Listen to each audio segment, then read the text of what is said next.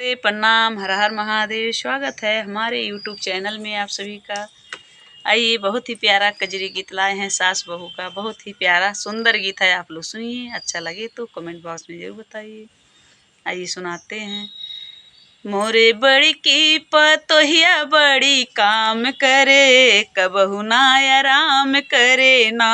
मोरे बड़ी की पतोहिया बड़ा काम करे, कबहू ना आराम करे ना।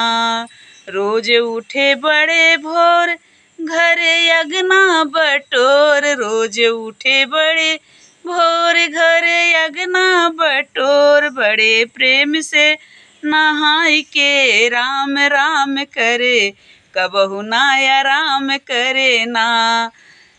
रोज बड़े प्रेम से नहाई के राम राम करे, कबहू ना आराम करे ना।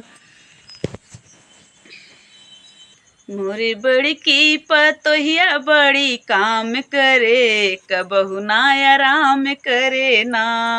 सोई के उठे बड़े तड़क, कपड़ा धोए पानी भर के। सोई के उठे बड़े तड़क, कपड़ा धोए पानी भर के। सबके खातिर ऊ चाय के इंतजाम करे, कबहू ना आराम करे ना। सबके खातिर वो चाय के इंतजाम करे, कबहू ना आराम करे ना। मोरे बड़की पतोहिया बड़ी काम करे, कबहू ना आराम करे ना।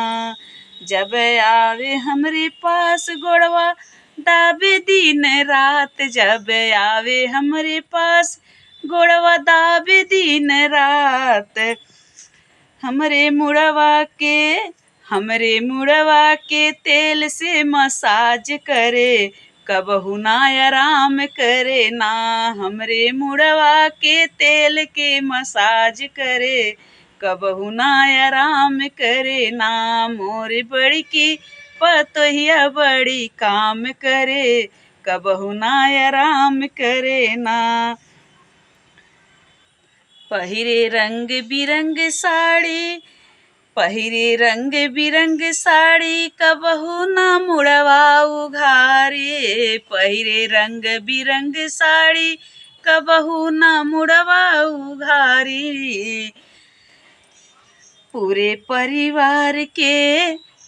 परिवार के अच्छे से देखभाल करे, कबहू ना आराम करे ना। पूरे परिवार के अच्छे से देखभाल करे, कबहू ना आराम करे ना। मोरे बड़की पतोहिया बड़ी काम करे, कबहू ना आराम करे ना।